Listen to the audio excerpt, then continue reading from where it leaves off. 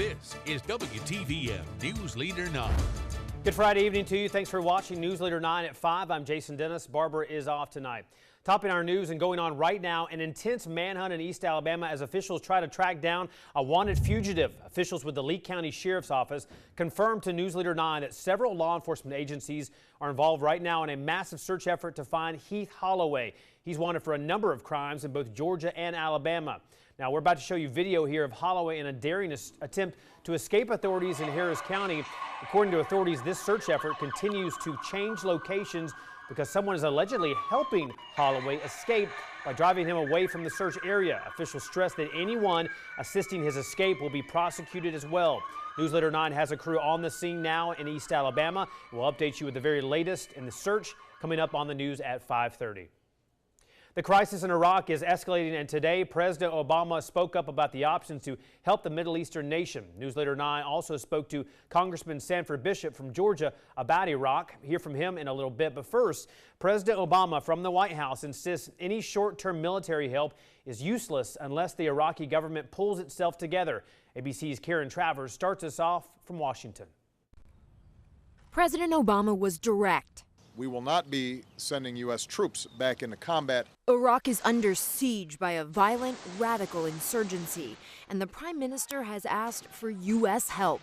Fighters from the Islamic State of Iraq and Syria, or ISIS, have swiftly made their way through northern Iraq. They've taken control of a vast swath of territory and now threaten the capital of Baghdad.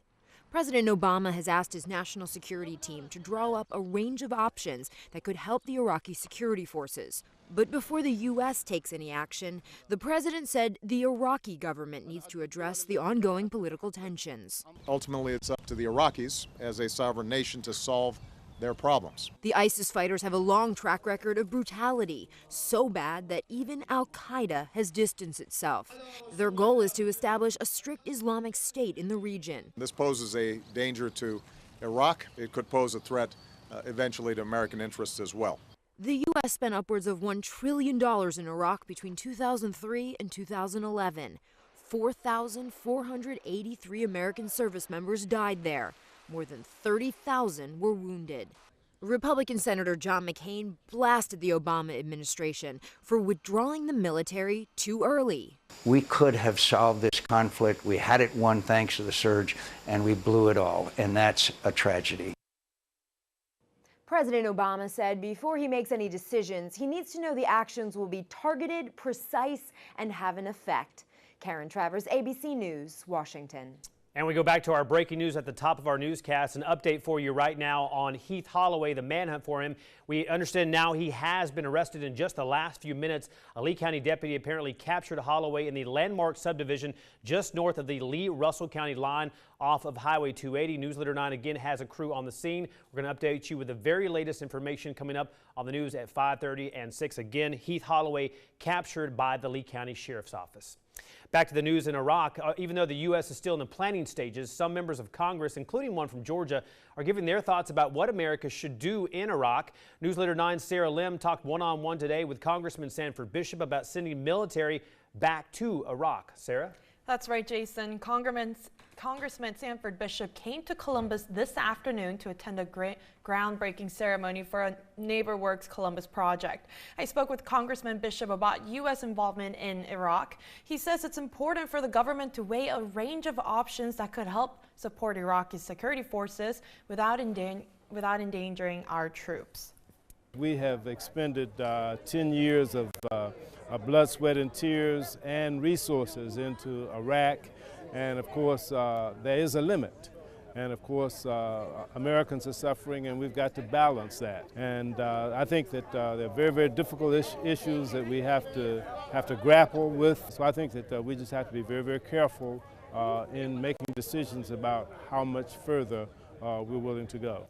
Congressman Bishop also told me it's important to consider our national security and come up with ways to support Iraq's security forces without having to send in our troops to Iraq again. Make sure to visit our website at WTVM.com and click on the Quick Links tab for more information on Iraq security. Also, stick around for News Leader 9 at 6 o'clock to hear what Congressman Bishop has to say about Sergeant Bo Bergdahl's release. In the studio, I'm Sarah Lim for WTVM News Leader 9.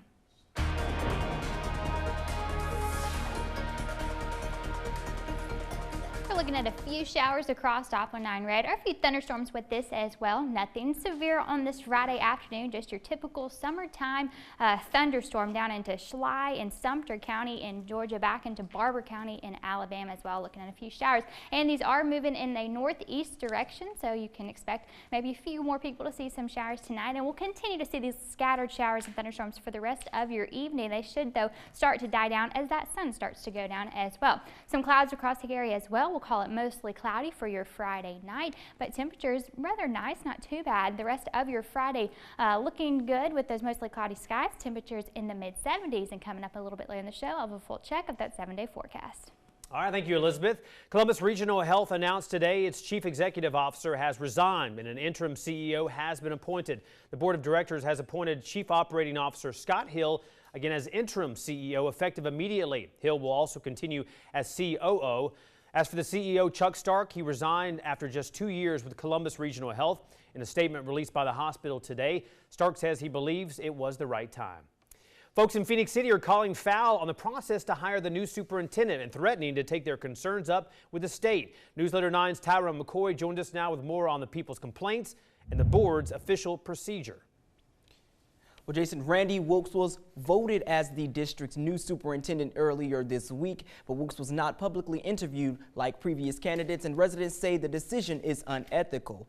Dozens packed last night's board meeting calling for a change, claiming the process of selecting the new superintendent in an executive session violates state laws and outside advice on how to move the board forward.